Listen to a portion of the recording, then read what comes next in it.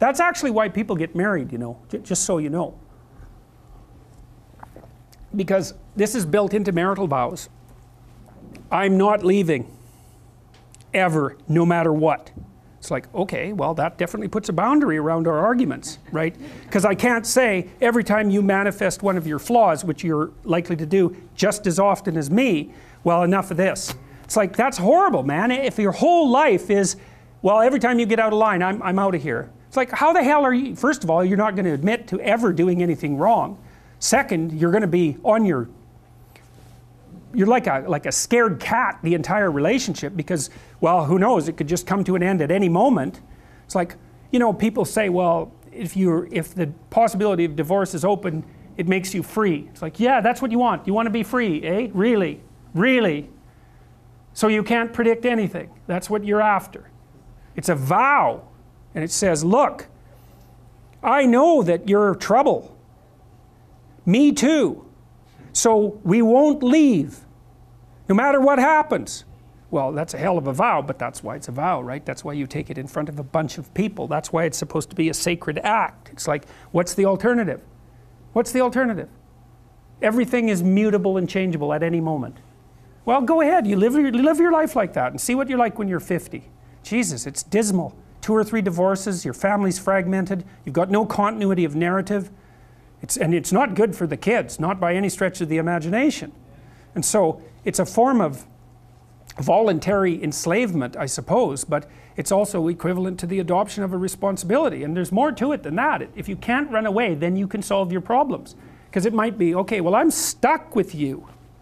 So how about we fix things? Because the alternative is we're going to be in a boxing match for the next 40 years. That's the alternative. So, and you think you're going to fix problems without something like that hanging over your head? There isn't a chance. You'll just avoid them because that's what people do. It's really hard to solve problems, especially in a relationship. We're having a fight and I find out that it's, you know, because you were abused by your uncle when you were 5 or some goddamn thing. You know, it's like, it's very frequent that that sort of thing happens. There's your partner is, you know, manifesting some weird anomalous behavior. You just can't make heads or tails of it. It doesn't seem related to what you're doing at all. They don't want to talk about it. And so as soon as you bring it up, they get mad. And then you bring it up again, they even get madder and they tell you that you're not going to talk about that or they're going to leave. And so maybe you're really, really persistent because you're kind of a son of a bitch, and then they break down and cry, you know, and then they have this horrible memory that comes flooding forward that's completely, you don't know what to do with it, and then you have to sort it out. It's like, you think you're going to do that unless there's a good reason? You have to know, we better sort this out or we're going to be carrying it around for the next 40 years. That maybe is enough motivation so you'll actually try hard to solve a problem. It's a lot easier to say, well, sorry, we're not going there. But then, good, you'll have it every day, every goddamn day for the rest of your life. See, there's some additional problems with divorce that people don't really grasp when they're young. Like, the idea that you can be divorced once you have children, that's kind of a stupid idea, because you can't. You can find a limited substitute for your initial freedom. But if you have kids and you try to get divorced, the probability that that's going to demolish your life is very, very high. First of all, it's incredibly expensive. So one or both of you is going to come out of that poor. And your market value has declined. Let's say you're the woman who takes the kids. Your market value has declined radically. You're going to be poorer.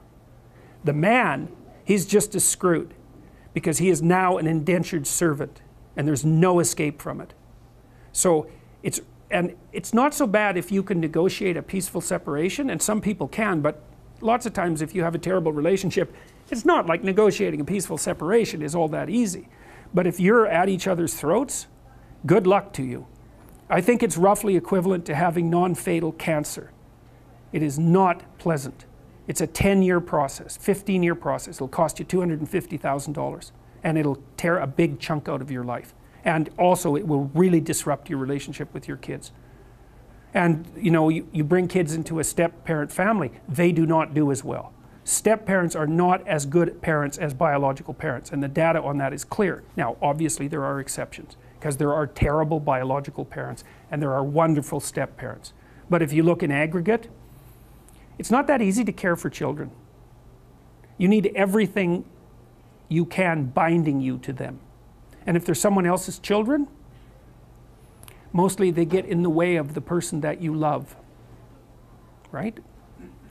Well, if let's say you have a child, I'll be right out.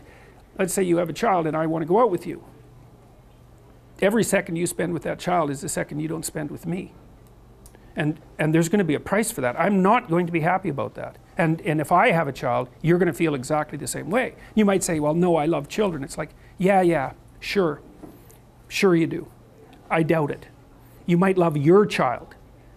And you know, it's pretty specific the way that people love children.